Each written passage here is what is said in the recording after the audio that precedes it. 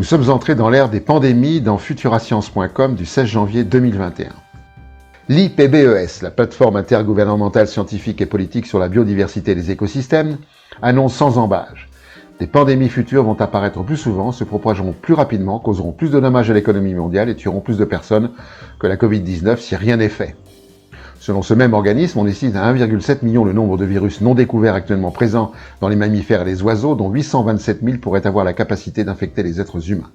Toutefois, pour provoquer une pandémie, le virus doit franchir 2 barrières d'espèce. Il doit acquérir la capacité à infecter une cellule humaine, puis ensuite à s'y répliquer efficacement.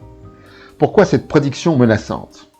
Parce que la plus grande proximité avec les animaux augmente considérablement le risque de pandémie. Les élevages intensifs en particulier sont une véritable bombe à retardement, prévient le chercheur Emmanuel Drouet. Des milliers d'animaux avec une grande homogénéité génétique entassés dans un même endroit, ce sont des conditions idéales pour que le virus se développe et opère les mutations nécessaires pour s'adapter à l'homme. Et ce chercheur de conclure qu'étant donné que nous sommes loin de la fin de l'élevage intensif, les virus auront toujours une longueur d'avance. Sécheresse et puces électroniques dans Reporter.net du 7 avril 2021. Taïwan est l'un des leaders mondiaux des semi-conducteurs. Ce pays fabrique environ 9 puces de moins de 10 nanomètres sur 10 produites dans le monde. Or, cette industrie consomme 150 000 tonnes d'eau par jour et celle-ci vient à manquer.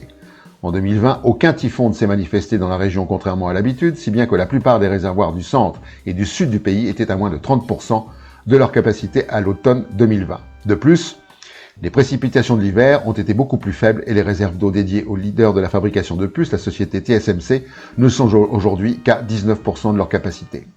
Les industriels achètent toute l'eau disponible au point que depuis le mardi 6 avril, l'eau courante de plus d'1 million de Taïwanais est coupée 2 jours par semaine. Depuis l'automne dernier, l'irrigation des 74 000 hectares de champs de riz a été suspendue, soit 25% du total des champs irrigués à Taïwan. Il semble que ces épisodes de sécheresse deviennent habituels alors qu'un rapport de l'université d'Harvard estime que les nouveaux semi-conducteurs exigeront en moyenne 1,5 fois plus d'eau que les versions précédentes. Moins d'eau disponible et plus d'eau consommée, les puces vont avoir soif. Froid dans le dos dans nationalgeographic.fr du 5 avril 2021.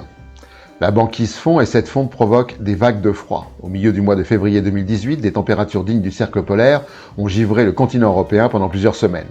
La neige est tombée à des altitudes aussi basses que Rome. Selon les études, ces vagues de froid chargées de neige sont en partie dues au manque de glace dans la mer de Barents. Les chercheurs mettent ainsi en lumière un processus peu étudié par lequel le déclin de la banquise affecte la météo plus au sud. Les chercheurs ont constaté que 88% de cette neige, soit 140 milliards de tonnes, a pu provenir de l'évaporation à la surface de la mer de Barents, où la couverture de glace était anormalement faible cette année 2018. Il y aurait donc une corrélation forte entre la diminution de la couverture de glace sur la mer de Barents, la hausse de l'évaporation en surface et une accumulation maximale de neige plus élevée au mois de mars à travers l'Europe. Pour résumer, ça se réchauffe, donc ça refroidit. Incendie sur le prix des matières premières dans transitionenergie.com du 7 avril 2021. Les conditions semblent réunies aujourd'hui pour que se produise une nouvelle flambée des prix des matières premières avec à la fois une faiblesse de la monnaie d'échange, le dollar, des banques centrales qui soutiennent sans limite l'activité économique et des plans de relance massifs dans le monde. Bloomberg Global Commodity Index indique que les cours des matières premières ont augmenté de plus de 40% depuis avril 2020. Sur un an, le prix du pétrole gagne plus de 80%, le gaz près de 100%, les métaux de base progressent tous d'au moins 30%, quand les principaux oléagineux et céréales gagnent tous plus de 25%. La perspective d'une poursuite de la hausse des cours des matières premières tient avant tout à la multiplication des plans de relance et d'investissements massifs pour sortir du marasme né de la pandémie. Le monde d'après s'avère très coûteux, sans doute trop. 5G, une connerie climatique de plus dans monsieurmondialisation.org du 7 avril 2021. Commençons par une vue générale. Si Internet était un pays, il serait le 3e plus grand consommateur d'électricité au monde, juste derrière la Chine et les États-Unis.